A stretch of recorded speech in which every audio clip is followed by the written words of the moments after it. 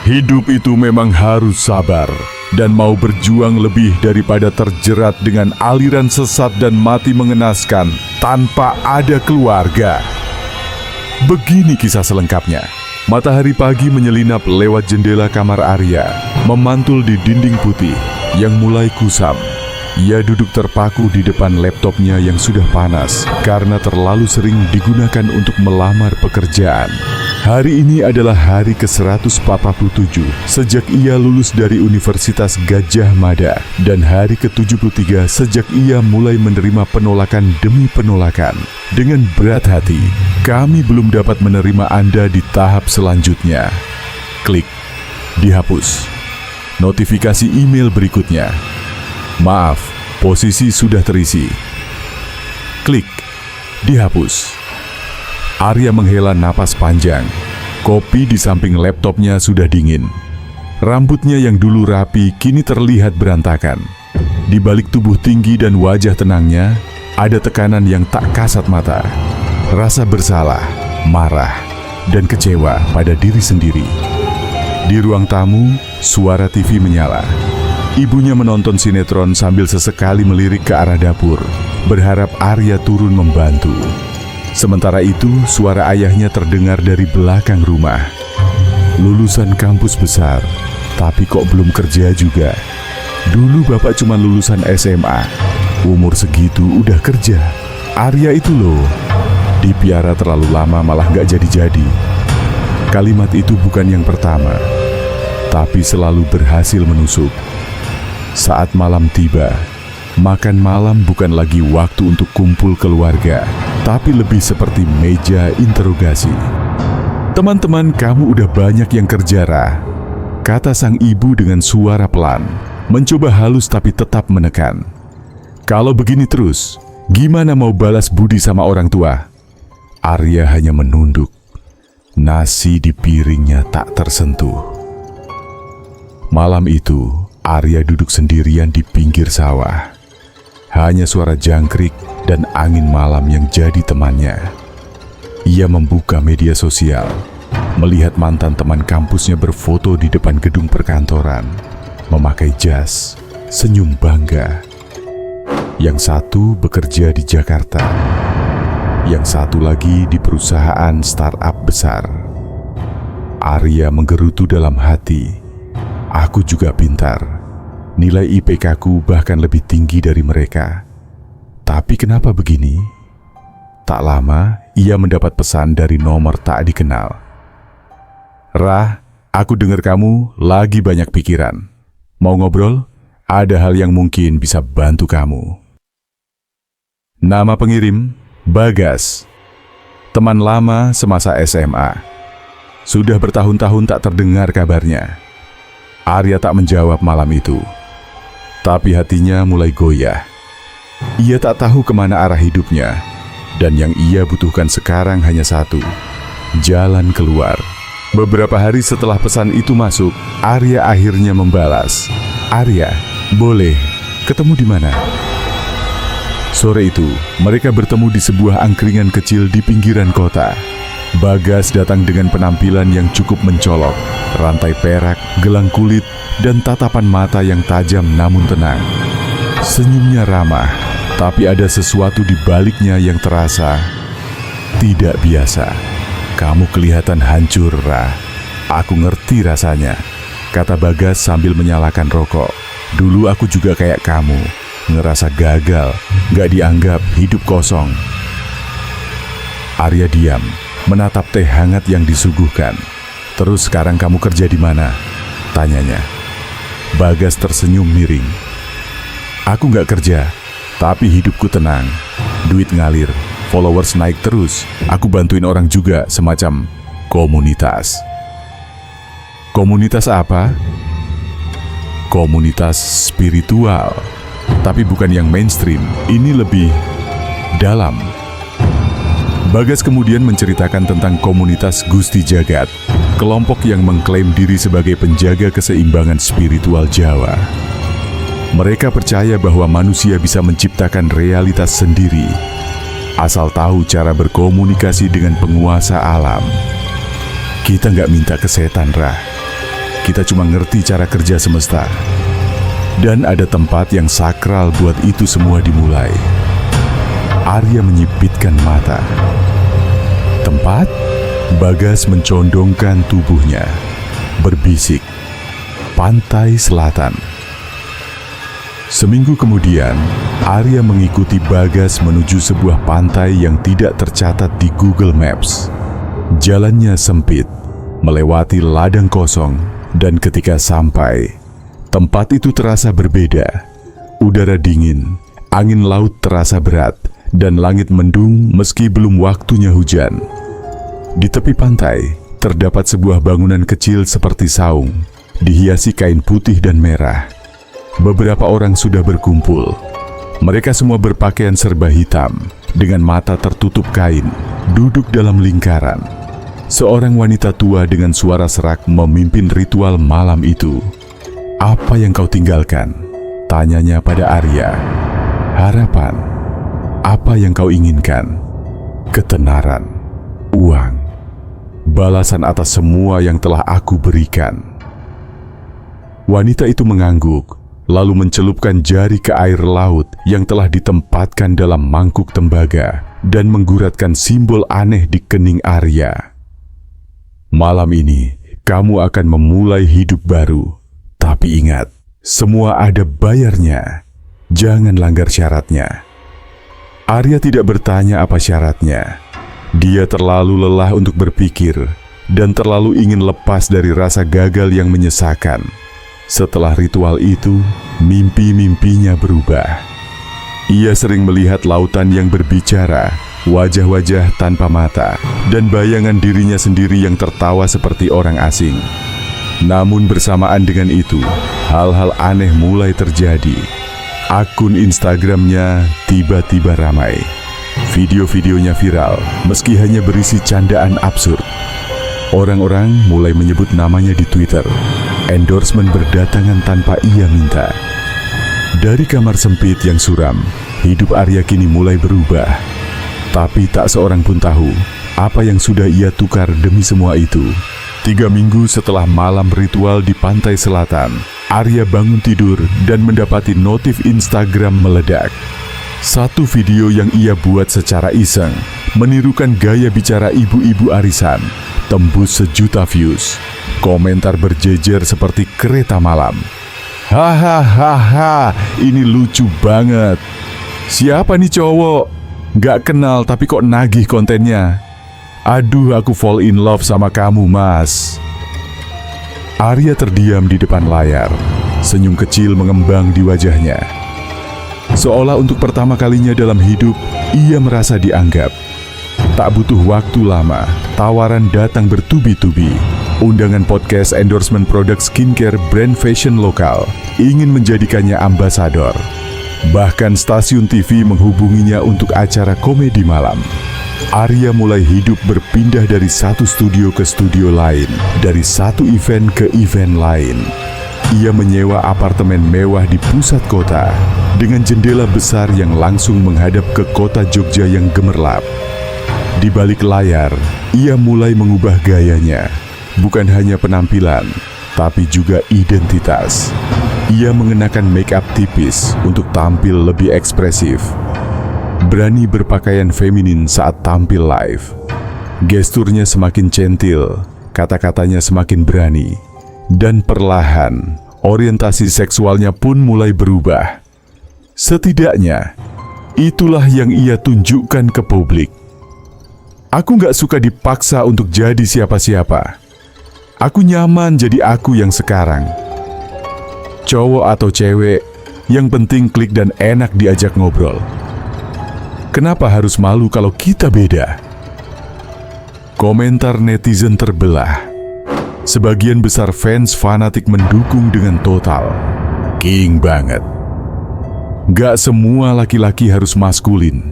You do you, Kak Arya. Ikon keberanian dan kejujuran.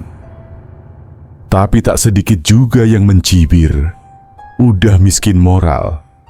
Sekarang jual diri demi views. Ilmu dari kampus ternama cuma buat jadi badut medsos? Ngapain sih jadi banci? Arya tak peduli.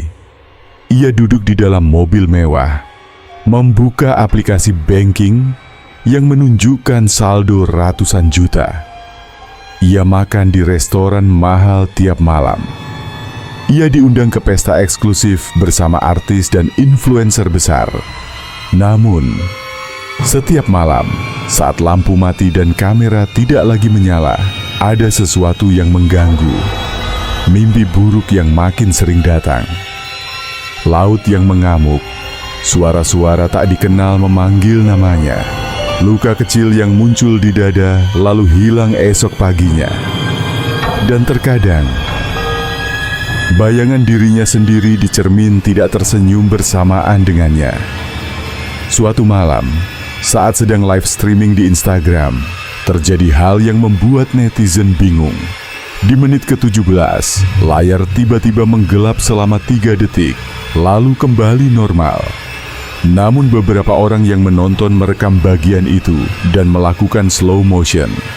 Di balik tubuh Arya, terlihat sesosok wanita berpakaian putih berdiri diam dengan rambut panjang menutupi wajah. Komentar langsung meledak. Tadi ada yang lihat gak sih? Astaga, itu apa? Arya, tolong jangan main-main sama hal kayak gitu. Arya hanya tertawa saat ditanya soal itu. Mungkin efek cahaya aja. Hehe. Tapi malam itu, untuk pertama kalinya sejak viral, Arya mengunci kamar dan tidur dengan lampu menyala. 2 bulan setelah menjadi selebgram papan atas, hidup Arya tampak sempurna di mata publik. Followersnya kini lebih dari 3 juta. Setiap unggahan diserbu like dan komentar. Ia mulai bekerja sama dengan brand internasional, ikut fashion show, bahkan diminta tampil di iklan TV nasional. Tapi di balik layar, tubuhnya mulai berteriak diam-diam. Gejala pertama muncul saat ia mandi pagi. Ada luka kecil di bahu, seperti cakaran, tapi ia tidak ingat terluka. Dikiranya cuma alergi. Ia oles salep, tak peduli. Seminggu kemudian, luka itu menjalar ke dada, lalu ke punggung. Setiap malam terasa panas dan gatal, seperti terbakar dari dalam. Arya pergi ke dokter. Diagnosis awal, penyakit kulit autoimun. Mungkin karena stres atau paparan bahan kimia, kata dokter. Tapi anehnya, obat-obat yang diresepkan tidak berefek sama sekali. Di sisi lain, suasana batinnya semakin kacau. Ia mudah marah terhadap hal kecil. Mulai memutus hubungan dengan orang-orang terdekat, manajer, teman seprofesi, bahkan Bagas yang dulu membawanya ke komunitas itu. Ia juga berhenti berkomunikasi dengan orang tuanya. Ibunya pernah menelepon, tapi ia biarkan tak terjawab. Mereka cuma akan bikin aku merasa bersalah lagi, gumamnya. Mimpi buruk makin parah. Setiap malam ia bermimpi berada di tengah laut. Tak ada siapa-siapa. Hanya dirinya dan suara seorang wanita yang terus memanggil namanya dari dalam air. Arya, waktumu sudah dekat. Suatu malam saat ia sedang bersiap live Instagram, hidungnya berdarah deras. Bukan mimisan biasa, ini seperti aliran kecil dari keran yang bocor. Ia panik, langsung matikan kamera, lalu pingsan. Ketika bangun, ia sudah di rumah sakit. Seorang suster berkata bahwa tidak ada satupun keluarga yang datang. Bahkan saat rumah sakit mencoba menghubungi nomor emergency, tak ada yang mau menjemput Arya. Katanya mereka tidak mengenal pasien atas nama itu, ucap suster sambil menatapnya dengan iba. Setelah keluar dari rumah sakit, apartemen Arya jadi lebih sepi dari biasanya. Teman-temannya sudah tak mengunjungi. Sponsor mulai mundur. Komentar netizen mulai berubah. Kok kontennya makin aneh sih? Arya sakit ya? Mukanya pucat banget sekarang. Udah deh, mending istirahat. Nggak seru lagi. Namun yang paling menyakitkan adalah dirinya sendiri juga tidak mengenali siapa dirinya lagi. Ia berdiri di depan cermin besar, melihat bayangan diri yang semakin kurus, luka di leher yang menghitam, mata yang sayu.